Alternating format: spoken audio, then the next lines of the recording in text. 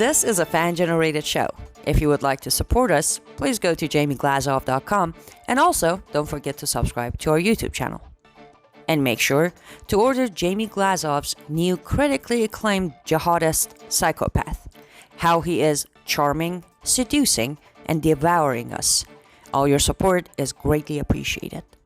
Good evening. Welcome to the Glazov Gang. Tonight, the Muslim Brotherhood's info op against Trump.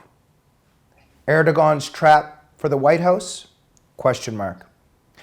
Back with us this evening, by popular demand, Clare Lopez, the Vice President for Research and Analysis at the Center for Security Policy.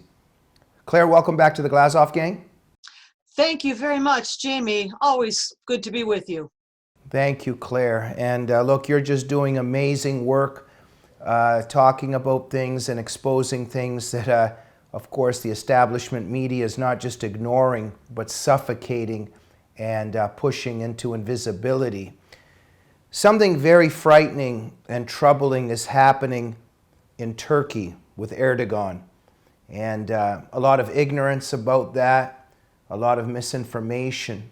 But there seems to be something going on, and your work has documented this, about what Erdogan is doing and his comrades and his allies. There's some kind of an information operation, propaganda operation, in effect to persuade the Trump administration of many things. Could you give us an introduction to that? So the governing party of the Turkish government is called the AKP, or the Justice and Development Party. It is a Muslim Brotherhood party, and it was formed with Erdogan in the leadership. He is now president. Recep Tayyip Erdogan is president of Turkey and heads the AK party. It is closely aligned with Hamas, which has at least one operational espionage cell operating in Turkey against Israel. It is obviously deeply anti-Israel, the government of Turkey. It is openly, and really for at least the last couple of years, openly discussing re-establishing the Ottoman Empire. They're using those words, by jihad, and they're saying that too. I'm not just attributing that, they say that. Jihad to reestablish the Ottoman Empire. The first threats were made against the Kurds, naturally, one might expect. Threats have also been made explicitly against Cyprus. Watch Cyprus, it is not a member of NATO. Against Greece, the Balkans, Southeast Europe, and others. So this is the regime that has been developing under the Erdogan leadership these last several years. And we've been watching this at the Center for Security Policy with a good deal of concern. And were it only what is going on over there, let's say, in the Middle East, that would be bad enough. The attacks against our fighting partners, the Kurds, who fought with us by our side against the Islamic State to take it down, that would be bad enough. But what Turkey is doing through the AK party on US soil, I think is another order of magnitude of concern. Thank you, Clare. So look, let's there's so many theaters here and so many realms to discuss. Let's just switch over and focus on the news breaker here, I guess we could call it, or the really urgent thing that's happening is Trump's decision to withdraw from Syria. So look, over at Front Page Magazine, Ken Timmerman has made some very strong arguments on behalf of Trump that there's no national security interest for us over there. American boys and girls are dying. And overall, I'm quite sympathetic to Trump and Americans getting out of there. However, we always know that things are complicated and that negatives come along with things like this. And so what is your view on that this is also, tragically enough, very much in Erdogan's interest and in jihad's interest? Yeah, I think so. And let me state up front, I am a very strong a supporter of our President Trump.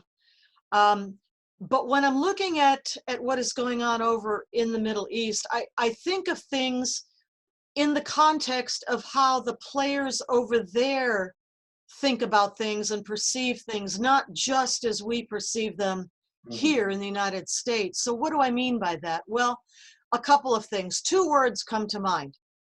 One is perceptions and one is void.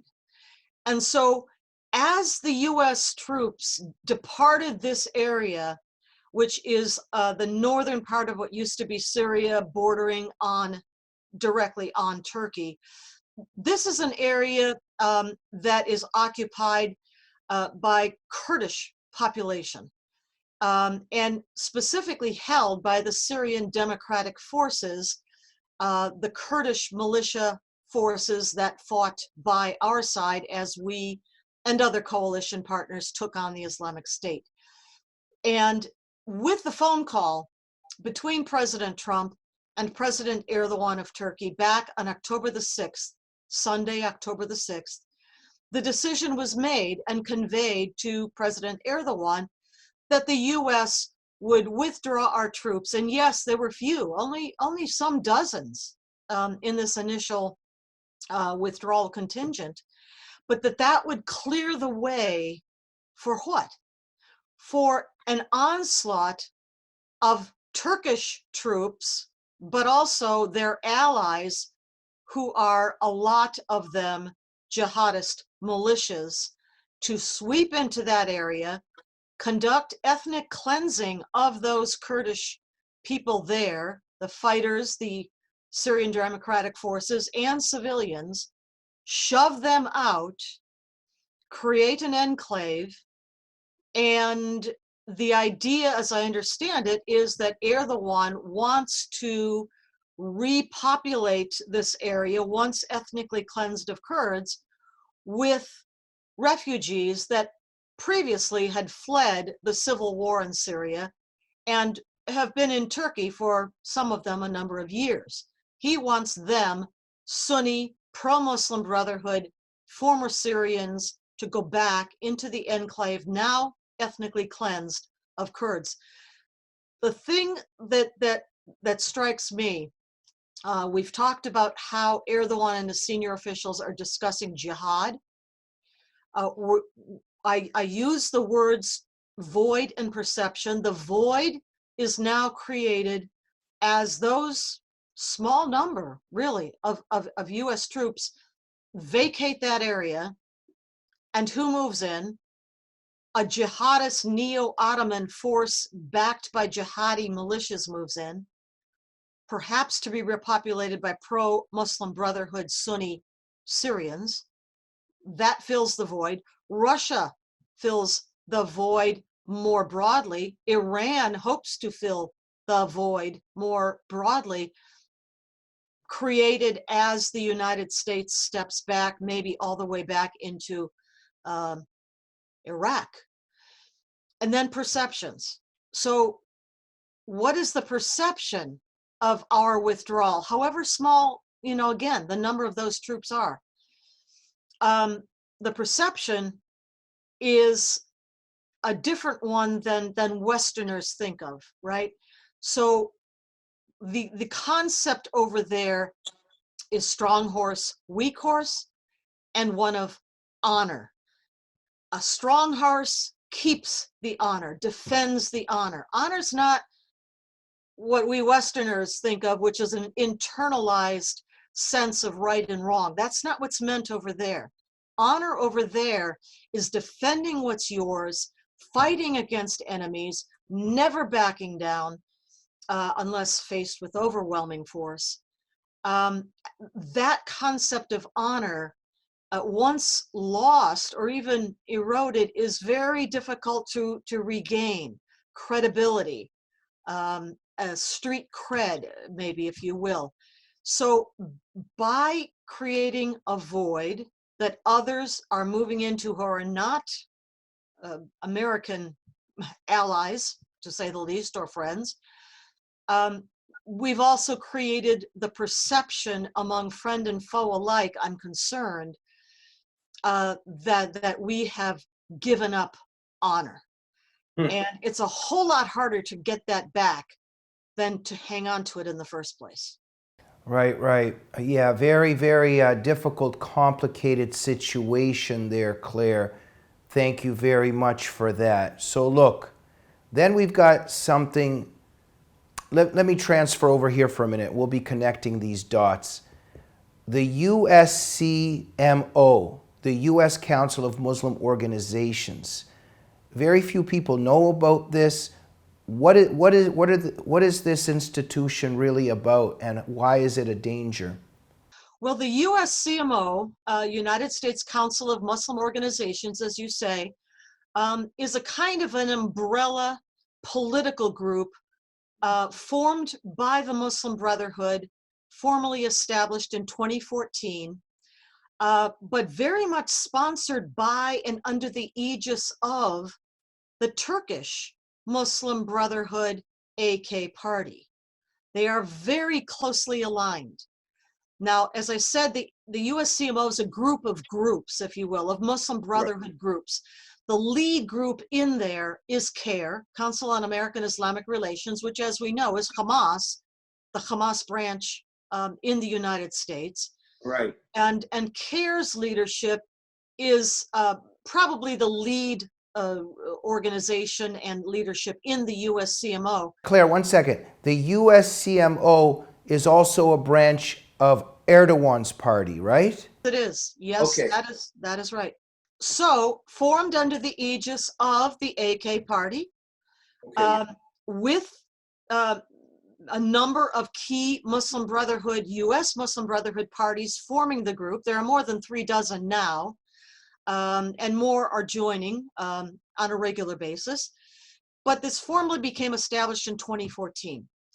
The relationship between the Turkish government and its AK party, ruling party, Erdogan's party, and the USCMO is a very close one.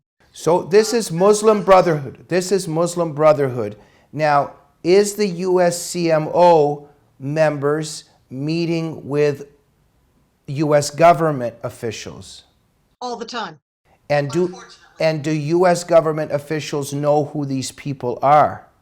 I mean, they must know their USCMO. I can't imagine they don't understand that that is a Muslim Brotherhood umbrella group, and that the Muslim Brotherhood is a jihadist organization dedicated to jihad, to reestablish the caliphate globally and replace the US Constitution with Islamic law, Sharia. I don't know if they know that or not.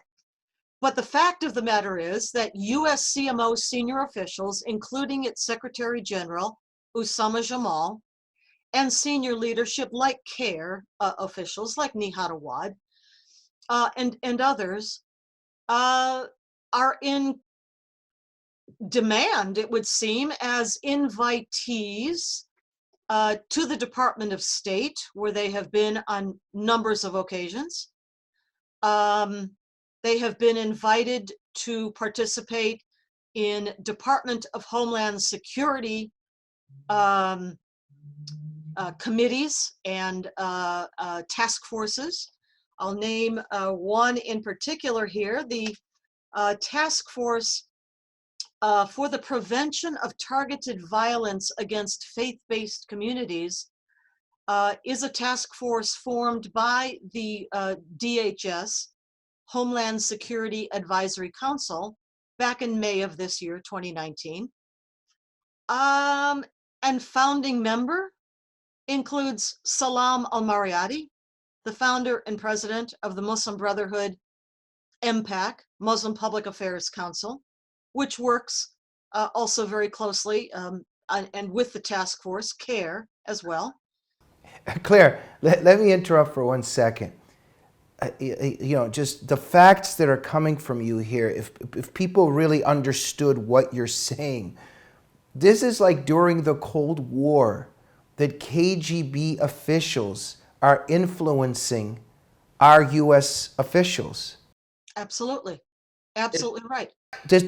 So we know that Stephen Coughlin, just brilliant, just masterpiece book, and all of his other work. But the Muslim, he's documented catastrophic failure, the Muslim Brotherhood's infiltration of the United States government under Obama, especially.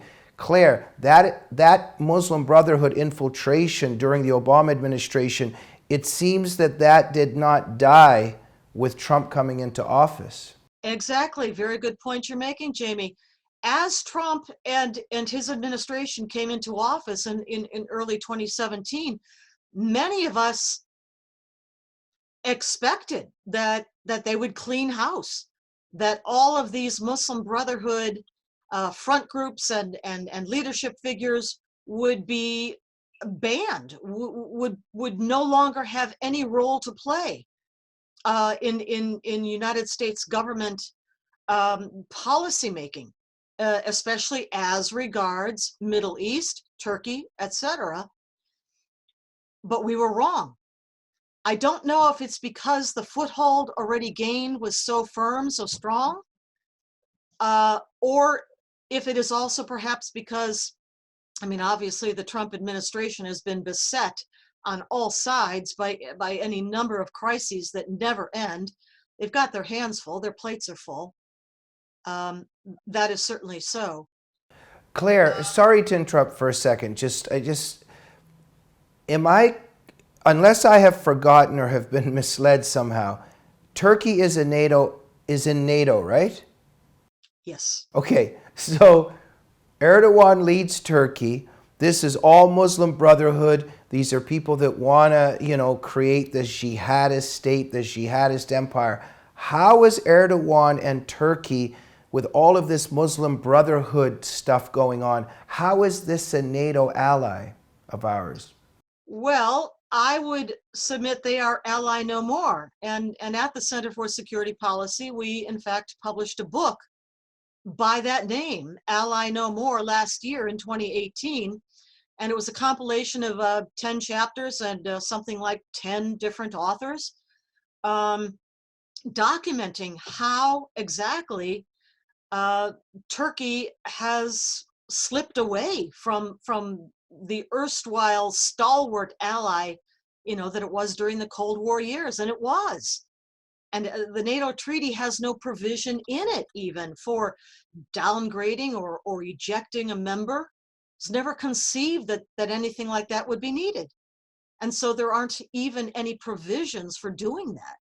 But here we are, and Turkey is behaving in so many different ways, both over there and over here, as an ally no more, as the title of our book suggests.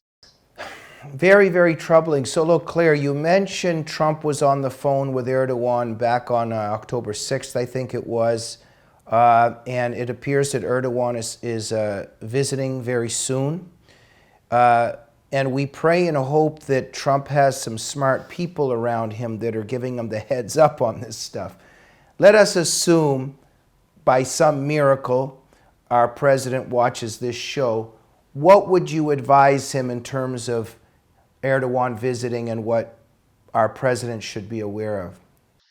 Well, you're exactly right that this phone call on October the 6th is viewed as the green light that President Trump gave to Erdogan, letting him know that we're going to take our troops out of that enclave that Erdogan wanted to invade and then did.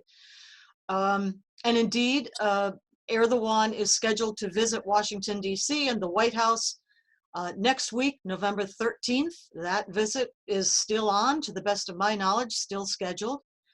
But I don't know that the Trump administration understands much of what we've been discussing tonight, either about the Muslim Brotherhood over there or the role it's playing over here.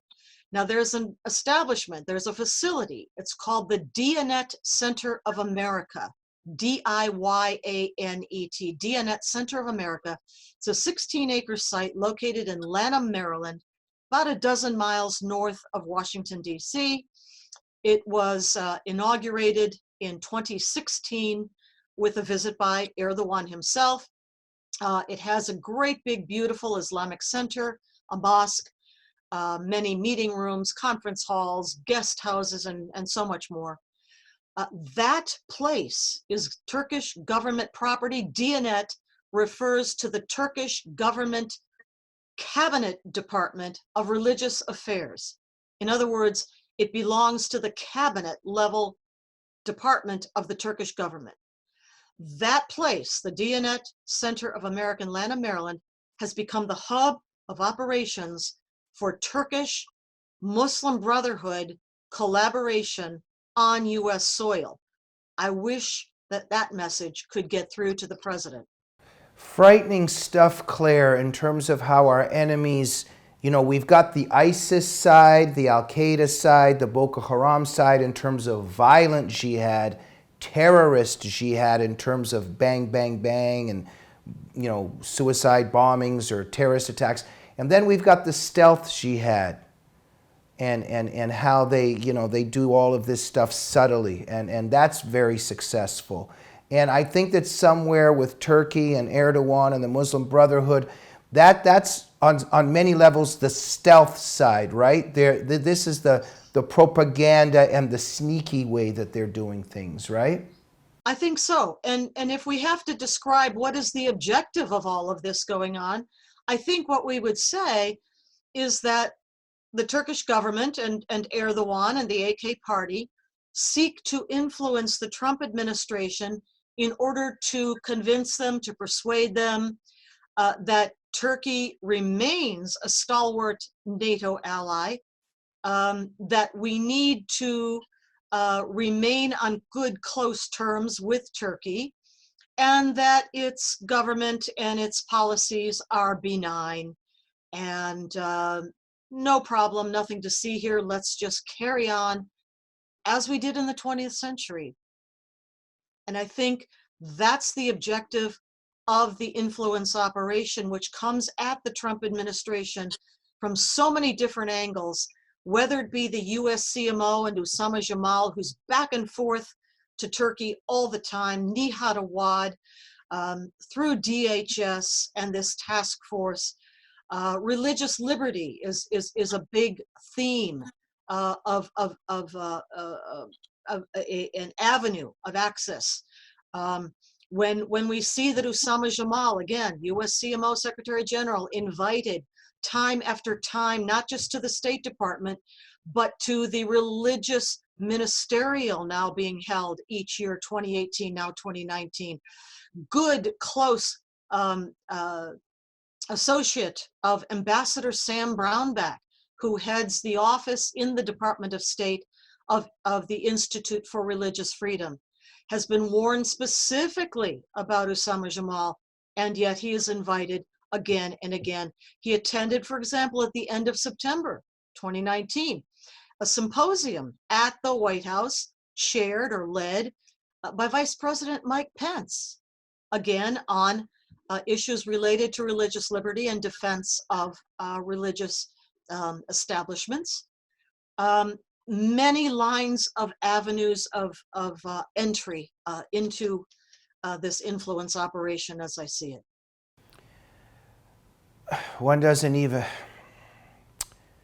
This is depressing stuff. Claire, let me switch over with the time we have left. Let me see. So much to cover, but Erdogan's Turkey, in terms of its territory that has been used as a fertile ground, a thoroughfare, you could say it's a pathway for jihadis that are headed to all kinds of battlefields, including in Syria. Erdogan has allowed the territory of Turkey to be used by jihadis, right? Right, and this is another whole subject that encompasses a number of years. As the civil war broke out against Bashar al-Assad, Damascus, in Syria back 2011, 12, 13, there were many militias vying for position and power, but Turkey, under Erdogan at that time as now, allowed its territory to be used as a thoroughfare for jihadis coming from all over the world to join that fight against Bashar al-Assad. And it was deliberate, it was with full knowledge that this was happening, not just the fighters crossed the territory. And remember how many came. We have numbers like 20 and 30,000 jihadi fighters. Not all came through Turkey, but eventually joined the Islamic State. And Turkey allowed this to happen, the fighters, the weapons, the ammunition, the equipment, the supplies, to go across its territory. And now, what are we hearing?